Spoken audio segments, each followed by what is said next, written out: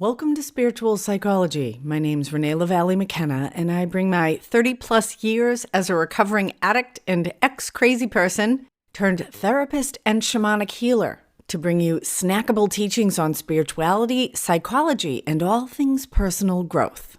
And today I want to talk about intuition. What is it? How can it serve us? And how might our intuition be broken? So intuition can be experienced in different ways by different people. It might be an instinct, a gut feeling.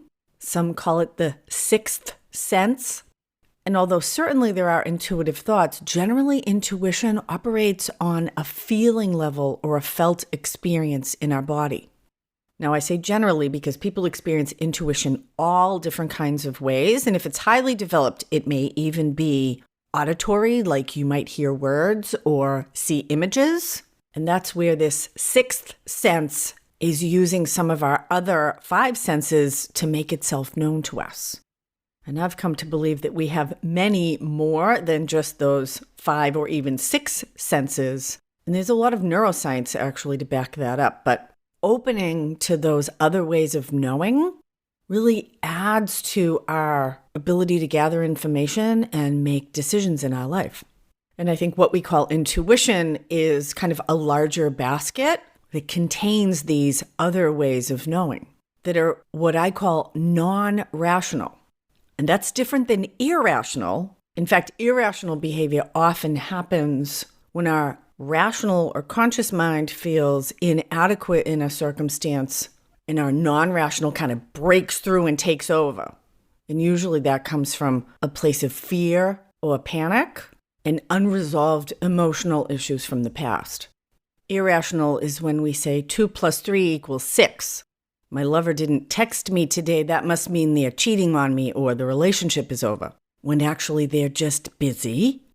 But there may be a time when your lover doesn't text or call and your intuition tells you that they're cheating. And you might be right. So non-rational is different than irrational because non-rational is a way to access information through these other ways of knowing that the rational or conscious mind does not have access to. The intuitive or the non-rational, again, is our body felt sensations, our felt experience, instinct, or desires, even our dreams, daydreams, and can even include serendipity, which is when circumstances, events, or information comes to us externally, and it's like the universe bringing us intuitive information. I did a podcast on synchronicity, number 71. If you want to learn more, it's another word for serendipity. So it's my experience, and certainly it's what I try to facilitate in my work with clients, to use all of the resources we have and to integrate our rational and non-rational ways of gathering information and processing so we can make the best decisions possible. Because we're making decisions all the time in how we act, what we say, and how we relate to ourselves, to others, and to the larger life force. And we have these two parts of our brain. And although there's a lot of overlap, in general, the left side of the brain is the more intellectual, calculating, logical, verbal side of our brain. Left side tends to control reading and writing. It's often referred to as the more masculine side of the brain. And in the information age that we're in, many people tend to be left brain dominant. And the right side of the brain tends to be more connected with emotions, with art and music, with creativity, spatial ability, understanding meta constructs or concepts, and is really tied to our emotional processing and felt experience. Now, they aren't mutually exclusive, and they really need to work together. There's actually a lot of science behind this, and even NASA and the Pentagon are really interested in research around intuition so that pilots and soldiers and astronauts can have that cutting edge to make often life and death decisions in stressful circumstances. There's actually a whole system of neurons in our digestive tract that's loosely known as the gut brain. And most of us have probably had that gut reaction or feeling when you feel queasy, butterflies, or a little anxious, and that can be a big part of our intuition. But it's really important to integrate all of the information that we have, and the two sides of the brain are connected by this kind of neural superhighway called the corpus callosum. And optimally, our rational intellectual mind and our more intuitive, emotional, creative mind have mutual love and respect for each other. And although science is certainly interested in intuition and these other ways of knowing, when we go deeply into it, we start to move into the paranormal. And our left-brained, leaning, scientific, materially based culture often doesn't like things that aren't provable, concrete, and repeatable. I recently did a workshop with Tom Campbell. I've mentioned before, my favorite intuitive, nerdy, white physicist. And Tom's life work is to bridge this gap, kind of a cultural corpus callosum. And a lot of his trainings are about creating experiments that people can do in the larger consciousness system, what I would call the transpersonal realm, that are provable and repeatable to some extent. He works with remote viewing, intuitive healing, experiments with telepathy. It's very interesting stuff. Tom calls his work My Big Toe, or MBT. My Big Toe stands for the theory of everything. He's all over YouTube, and it's a really great organization. I'll put a link in the show notes. So intuition, in its many forms, points to the fact that there's more going on here than meets the eye or the ear, or our ordinary physical senses. I remember a pinnacle moment in the development of my mommy instincts. My son was about 1.5, still wearing a diaper, and we were out in the rain. And he was standing in front of a big puddle, and I thought, he's going to sit in that puddle. And then, of course, he sat in the puddle, and his little diaper blew up like a balloon and weighed about 14 pounds. And there was nothing tragic about it. I actually thought it was pretty funny, but I made a mental note because for me that came as an intuitive thought. I have to say, as I think about it, it even feels like it lived on the right side of my brain. And I made a commitment to myself that when those would come up with my children, that I would take action immediately, because I'd rather intervene and be helpful than watch my kid get hurt and say, oh, I knew that was going to happen. And we have to know that being a human is an imperfect science. And my children are approaching young adulthood now and asking to borrow the car. And I'll tell you, my intuition says, no. You might get in a car crash. And at this stage, it's better to just get collision on my car, make sure that they're good drivers, and send them off with prayers and good wishes, rather than to hold them back with my own fear. And I don't operate as an intuitive because my gut instincts aren't always right, and no one's had a crash yet. Maybe they won't. And even if they do, I'm in a stage of parenting now where allowing them their own life experience and managing my own feelings about that, rather than holding them back because it makes me nervous, feels like the right thing to do. So I see a lot of webinars and books and information about developing your intuition these days. And I think that's great. Counterbalancing our overly rational culture and really integrating our emotional, social, spiritual, connected, felt experience. Really important to include all of who we are in our lives. As the left brain is often referred to as the more masculine, the right brain is often seen as the more feminine, and masculine and feminine working supportively, co-informing each other as a team internally, just like in reproduction, is a very creative evolutionary process.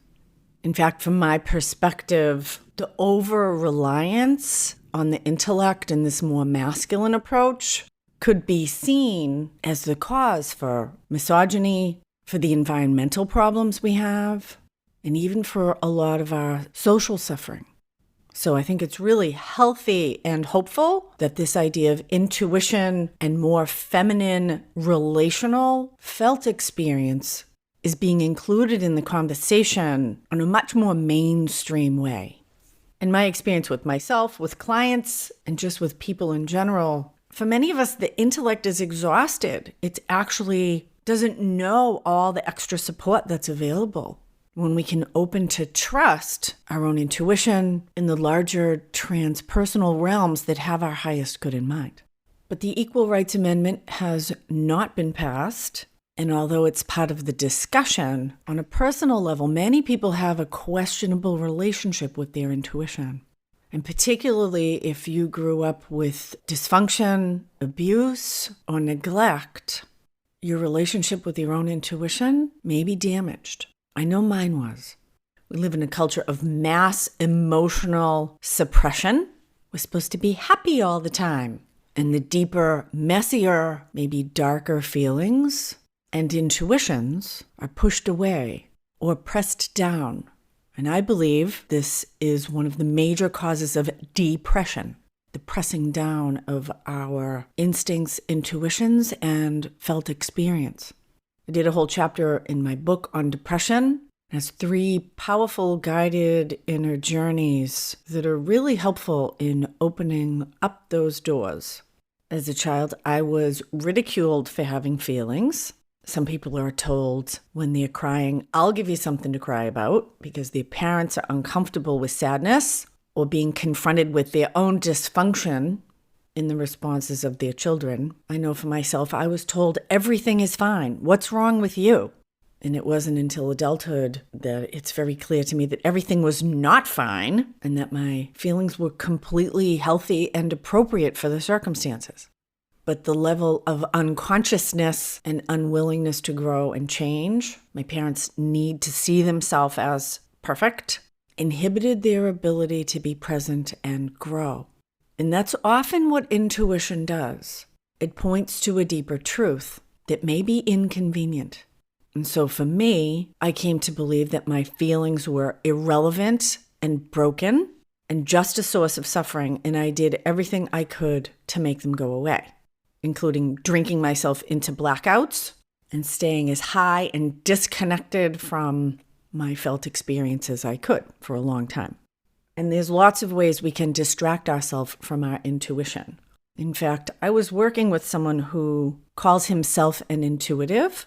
And when I asked him to come into his body so we could do some inner journey work, he said, "Oh, I don't do that."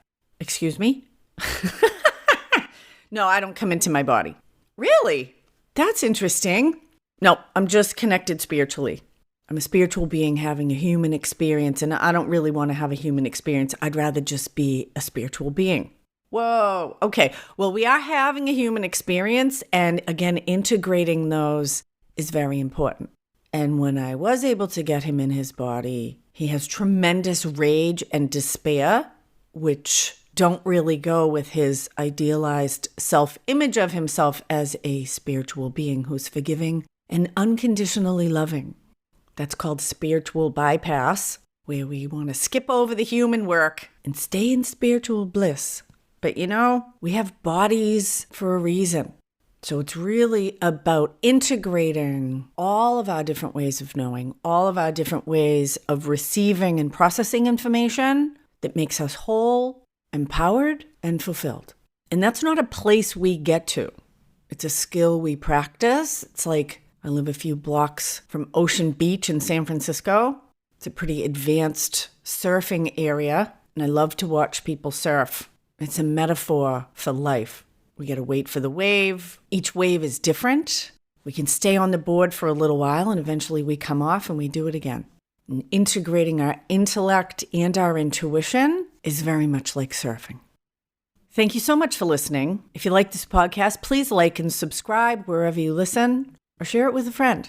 You can check me out on Instagram at Renee LaValle McKenna, working on finishing up a digital course on the introduction to shamanism. Keep you posted on that. If you want to find out how spiritual psychology might benefit you in your life or learn about my mentorship program, shoot me an email, info@reneemckenna.com. Thanks as always to my supporters on Patreon. Blessings on your path until we meet again. This is Renee LaValle McKenna for Spiritual Psychology.